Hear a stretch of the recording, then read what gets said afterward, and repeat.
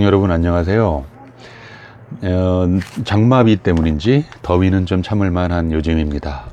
이제 1학기 얼마 남지 않았는데 골든벨에 도전하는 그런 학생다운 그런 마음으로 공부해 봅시다. 우리 학교에 있는 동상, 원반 던지는 사람입니다.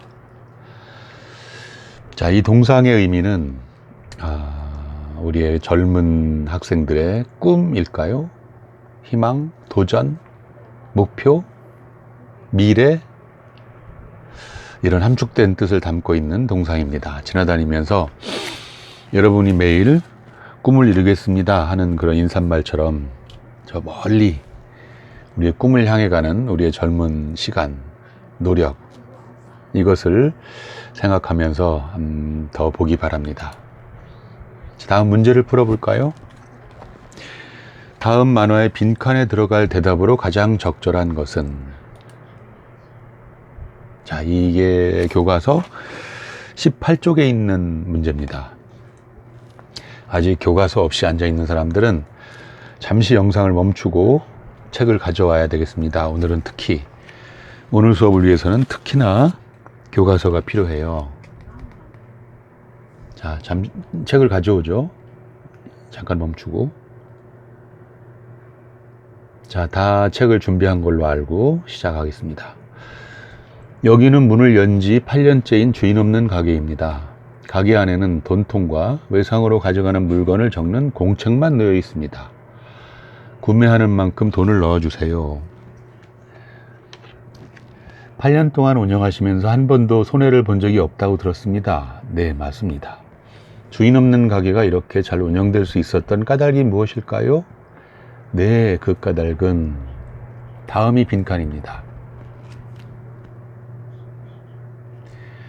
자, 빈칸에 들어갈 대답으로 가장 적절한 것은 1. 옆에서 지켜보는 사람이 있어서 돈을 낼 수밖에, 옆에 지켜보는 사람이 없었죠. 다른 손님이 있었을까요? 이건 답이 아니고. 2. 누가 지켜보지 않아도 사람들이 양심적으로 돈을 냈기 때문입니다. 양심. 이것을 묻는 도덕책의 문제죠. 3. 사람들이 행동을 관찰하는 감시 카메라가 숨겨져 있기 때문이다. 이것도 답일까요? 사실은 이 CCTV 감시 카메라도 사람들의 행동을 관찰하기 때문에 돈을 내고 갈 수밖에 없는 이유가 되겠지만은 여기서는 2번을 답으로 합시다. 4. 사람들이 동물과 같은 본능에 따라 사람들이 본능이 아니라 도덕적 행동, 다시 말해 양심에 따라서죠. 5. 사람들이 자신에게 유리한 것이 무엇인지 알고 자발적으로 행동했기 때문이다. 언뜻 맞는 것 같기도 하지만 어떤 유리, 분리를 따져서 행동했다기보다는 어떤 양심에 따라서 돈을 냈다는 것이 도덕적인 문제에서 답이겠죠. 그래서 2번이 답이겠습니다. 자, 이렇게 다짜고짜 문제를 풀어본 이유는 뭐냐 하면은, 자, 이런 문제를 풀 때 객관식 문제, 다시 말하면 이런 5개 중에서 고르는 문제를 풀어서는 실력이 크게 늘지 않는다는 걸 말하려는 겁니다. 그러니까 이런 문제를 보면 주관식으로, 능동적으로 열린 어떤 답을 구하는 그런 공부를 해나가는 것이 더 좋은 공부 방법이겠습니다.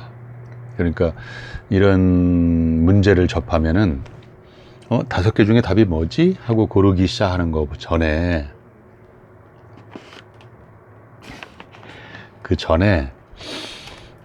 먼저 그 까닭이 뭐냐 하는 것을 스스로 생각해 봐야 된다는 겁니다. 그러니까 객관식이 아니라 주관식으로 공부를 해 나가는 그 버릇이, 그 습관이 실력 향상에 있어서는 최고 좋습니다.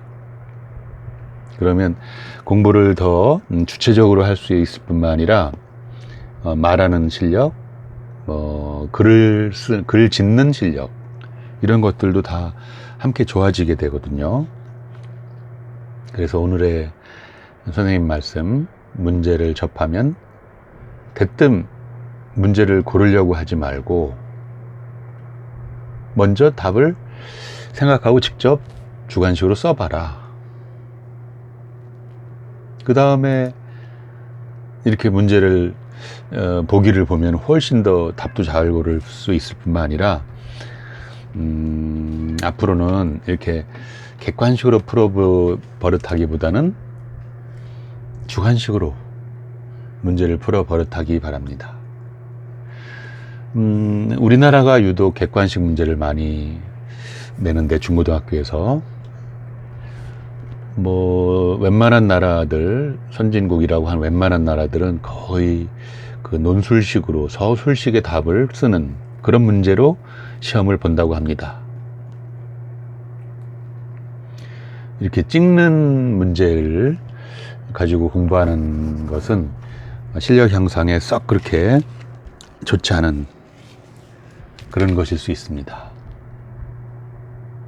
자, 어떤 얘기를 하려는지 잘 이해하기 바라고, 그래서 오늘 수업은 차례를 봅시다. 앞에 차례를 보면은 큰 단원 1, 자신과의 관계. 큰 단원 2는 타인과의 관계죠. 큰 단원 1에 중단원이 5개 있습니다. 하나, 둘, 셋, 넷, 5. 그걸 자세히 보면은 중단원 1, 도덕적인 삶. 2, 도덕적 행동. 3, 자아 정체성. 4, 삶의 목적. 5, 행복한 삶. 이 5개의 중간 단원 밑에는 소단원이 또 3개, 5개, 2개, 3개, 3개 이렇게 있습니다. 총 합해서 16개가 있는데, 다 어떻게 단원명이 되어 있냐면은 1. 사람을 사람답게 만드는 것은 무엇인가? 2. 도덕은 무엇이고 왜 필요한가? 3. 내가 도덕적이어야 하는 이유는 무엇일까? 이렇게 문제로, 물음으로 단원을 적고 있습니다. 이것을 우리는 논제라고도 하는데, 논제라고 하면 의논할 주제, 토론할 주제, 논술할 주제를 말합니다. 그러니까 사람을 사람답게 만드는 것은 무엇인가? 이 논제에 대한 답을 위에 있는 문제처럼 1, 2, 3, 4, 5 객관식 문제, 오지선다 문제식으로 답을 찾을 수도 있겠지만, 선택할 수도 있겠지만, 이것의 답을 직접 한 줄, 2줄, 3줄로 쓰는 연습을 해야 되겠습니다. 자, 사람을 사람답게 만드는 것은 무엇일까요? 자, 그래서 오늘은 사람을 사람답게 만드는 것은 무엇인가 하는 요 3개와 2단원, 도덕적 행동, 요 2단원에 대한 논제를 풀어보는 그런 시간으로 1강을 하겠습니다. 그래서 1. 자신과의 관계. 첫째, 사람을 사람답게 만드는 것은 무엇이냐? 이게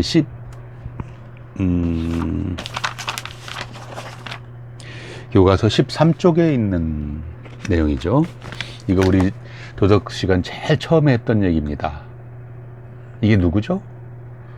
디오게네스가 대낮에 등불을 들고 다녀서 사람들이 밝은 대낮에 웬 등불을 이렇게 들고 다니나? 그러니까 이 캄캄한 세상에 사람다운 사람이 있는지 찾아보려고 한다네. 지금이나 그 고대 수천 년 전이나 사람다운 사람을 찾으려는 이런 노력을 하고 있군요. 자, 그렇다면 디오게네스가 찾은 사람다운 사람은 어떤 사람이겠느냐? 그러니까 사람을 사람답게 만드는 것은 무엇인가? 이거에 대한 답을 써야 되겠습니다. 그래서 밑에 설문지를 만들어서 밑에 올려놓을 테니까 그 설문지에 각각 답을 한 줄, 두 줄로 써보기 바랍니다. 그러면 이걸 어디서 찾아서 답을 쓰느냐? 그동안 배워왔기 때문에도 답을 쓸 수 있어야죠. 그런데 많이 잊어먹고 또 정리해서 쓰려니까 어렵다. 그러면 교과서를 들춰보면 됩니다. 이게 13쪽이니까 저 뒤에 보면 이게 몇 쪽입니까? 이게 17쪽이네요. 17쪽에 보면은 바로 여기 답이 나옵니다. 뭐라고 나오냐면 우리는 사람으로서 마땅히 해야 하는 도덕적인 행동을 실천하며 살아가는 사람이 바로 사람다운 사람이다 라는 것을 배웠다 이거죠. 그러니까 논제 1에 대한 답은 사람으로서 마땅히 해야 하는 도덕적인 행동을 실천하며 살아가는 것, 이것이 사람을 사람답게 만드는 것이 아닐까요? 이거에 대한 답이겠죠. 사람을 사람답게 만드는 것, 이거의 답은 사람으로서 마땅히 해야 하는 도덕적인 행동을 실천하며 살아가는 것, 이것이 답이 되겠군요.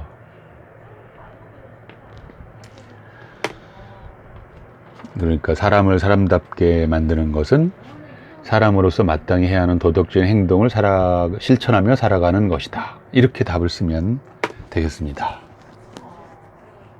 자, 이렇게 한 문제를 같이 풀어봤는데 두 번째, 세 번째, 도덕이 뭐고 왜 필요한가? 내가 도덕적이 하는 이유는 뭘까? 그리고 2단원에 하나, 둘, 셋, 넷, 다섯, 이 논제에 대한 답을 교과서에서 잘 찾아서 밑에 있는 설문지에 써보기 바랍니다. 그러면 1시간 정도면은 1시간 수업하는 정도 시간이 딱 맞을 것 같으네요.